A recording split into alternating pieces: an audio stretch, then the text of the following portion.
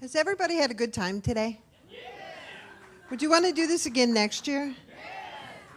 We're, we're looking at April 23rd of next year, barring any end of the Mayan calendar fiascos, okay? We'll keep you in the loop. We have Jim, WHO Radio. Jim Boyd, where are you? This is Jim Boyd from WHO Radio. We're pleased to have you. Thank you. No, I wasn't here all day. Well, thank you. All we need now is somebody playing an acoustic guitar, a little glass of wine, just kick back. That wasn't quite the acoustic guitar I was hoping for, Jocelyn, but thank you for playing the game. Before I get into radio, I want you to know something. I'm a student of people. I find it extremely pleasurable to sit and watch people. You know why? Because I can learn so much from those people. And today I learned an awful lot about you sitting over there from about 2:15 this afternoon. I was not here this morning. I was doing my job, which today happened to start at 4 a.m. But that's another story in and of itself. But I'm going to come full circle to what I learned from you all after I get done here. You see, I learned my trade in the Carter administration and have been plying it now for 31 some years or something like that, which in and of itself is kind of strange anymore in this day and age when the average job lasts 3 years and you're going on to something else. Maybe I don't like change. But I mean, when I was going to school and learning stuff, the media was this. How many know what this is? Good. You've seen it in a museum, obviously. But yet, this is audio tape. I actually had to take a class in school on how to splice this. Properly use the razor blade and the special adhesive tape and do it right so it sounded good. It wasn't right-click, swipe, and go. But anyway, by the way, this is impressive stuff. This is an interview with Ronald Reagan from April 16th, 1950. My only concern is I don't think we have equipment anymore at the radio station to play it, but that's beside the point. But to give you an idea, that's where it started. Then, having got to that point in my career, somebody in the 90s came up with this idea about a PC. Okay, a typewriter that doesn't make a lot of noise. I can get into this.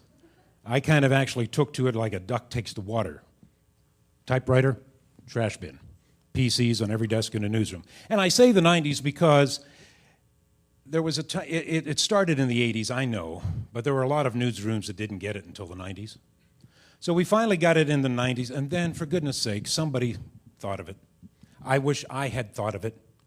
Social media, social capital. I can convert. We need to work together. But social media, and I'm going, okay, wait a minute. I can go into a closet, literally a closet, and flick a button and tell the entire state of Iowa what's going on. And at night at WHO Radio, I can tell practically the whole country what's going on from that closet. Why do I need Facebook? Why do I need to find a flip video camera and shoot video? This is radio. We don't do pictures. And for goodness sake, why do I have to tweet? Birds tweet. I don't tweet, I'm in radio. But then it dawned on me, and it dawned on a lot of other people almost simultaneously in the profession. It's amazing, when one light goes on, they all come on. That we had 140 characters, and we needed to do something with those 140 characters. I didn't have a clue. Remember, I'm a Carter administration guy. I didn't support him. That's just when I was growing up. But what am I going to do with 140 characters? And then there was this idea, and a lot of radio stations and a lot of television stations now do this. They use it as a headline service, a breaking news service. 140 characters can give you the story that you need to know about or the information you need to know about without hanging around for 5 minutes and reading something. You can get the essence of something in 140 characters. And you know, that's the neat thing about Twitter, at least from my perspective. is that it actually provided us with something, but it gave something back to me. It made me a better writer. Because in this day and age of broadcast journalism, shorter is better. The idea is you get a bunch of short stories together and see how many you can throw into a 2 or 3 minute newscast, regardless of that you have all the details involved, which is a different argument for a different day from my perspective. But it made me become a better writer, a more succinct writer, a more concise writer, so I could do those 2 or 3, 4, 5, 6 blurbs in 2 minutes' time and still tell you all what's going on around you that, at least from my professional perspective, I think might be important to you. We weren't very quick on the uptake at WHO as far as doing this. Probably because there are a lot of people in management at WHO that are my age. We're not real fond of change. We like tape. Oops, just broke the president's interview. Shh. Yeah, I got some tape and a razor blade back in the car. I'll get it done. Thank you for that. You're quick. But anyway, we finally came up with it and finally did. And so we started the WHO Radio Twitter feed. 200 followers, something like that. And slowly but surely it progressed, and we're over 3,000 now, and that's not a big number when you consider how many people follow the president or Lady Gaga or anything else like that. But for little old WHO radio that's been around since 1920-something or other and that kind of thing, that's kind of a big deal. And it really helps us get the message out to you. It helps get breaking news to you, because I don't have to wait anymore. I can sit at my desk, get a news release on my PC, which I learned to use in the 90s, thank you, and before I even pick up the telephone to call somebody for an interview, which will go on the old-fashioned radio, it takes me 100 characters, and I have the news out to anybody who's following us, oftentimes before anybody else has the news out to anybody that's following them. That's what I like about this. It's instantaneous. It is almost downright exciting. It's almost kind of a challenge for me to sit there and go, oh, I got to tweet something. It's a slow day. I've got to tweet something, you know? And that may sound silly, but I'm a competitive sort, you know? I kind of like being first when it comes to journalism and that kind of thing. I still have that fire in the belly for my trade. And Twitter has enabled us to do that. But as I said, Twitter also gives back. You know, like I said, the writing aspect. Anecdotally, this is amazing how things fall into place. It really is.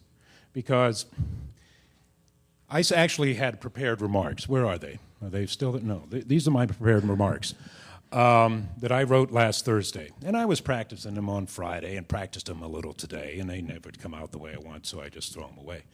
But last Friday, Twitter gave back to me in some way I'd never expected. If you're from the Des Moines area, do you remember the black smoke pouring over the downtown area at about 4:30 Friday afternoon? Somebody by the name of Erin, I believe she lives in the Beaverdale area of Des Moines, sent out a tweet. What's burning on the south side? Now, I could see it from my window. I knew what it was from the broadcast station. But she sent a pic with it. Now, is that called a tweet pic? Thank you. I'm sorry. Remember the age here. I don't get the lingo very much. I'm still trying to figure out a hashtag. Hash is usually something you eat, but that's beside the point. She sent a tweet pic, and it just dawned on me right then. I have no idea how much time I've got. 2 minutes. Oh, this is going to wrap fast. A little less than now, so I'll shut up. She sent a tweet pic. It dawned on me. I had a reporter. I downloaded the pic to my hard drive, uploaded it to the WHO radio website, put 3 to 4 sentences down, and we had the story before anybody else remotely could, because it was a good picture that showed smoke billowing up into the air near the downtown area. That was cool. I mean, I'm sorry, I'm 53. That was cool. For a lot of you who probably are under the age of 35, that's no big deal. That was cool stuff. And you know what? I'm hoping everybody today, if you're not doing it, just to humor this old guy, will follow us at WHO Radio on Twitter. I mean, it's at WHO Radio. Send me a pic. Send me something. Because you are all technically reporters. You are.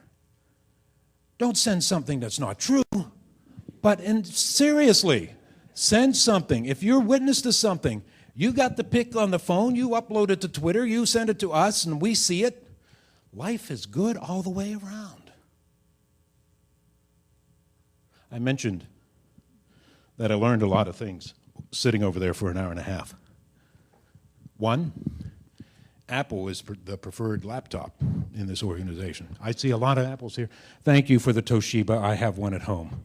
Oh, yes. We'll have dinner later. No, I'm serious. But I also realized something, that you are all extremely plugged in.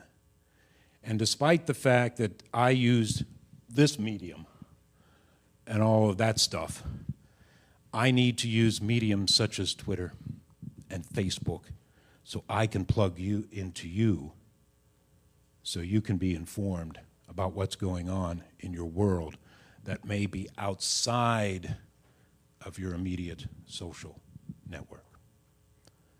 Folks, I appreciate the 10 minutes I had. I think I'm probably over, and if that's the case, well, I can talk up to the top of the second. You know, I'm trained. I'm a trained ninja. If you give me 10 seconds, I can fill 10 seconds and quit. Should I quit now in 5? I'll just quit. Thank you.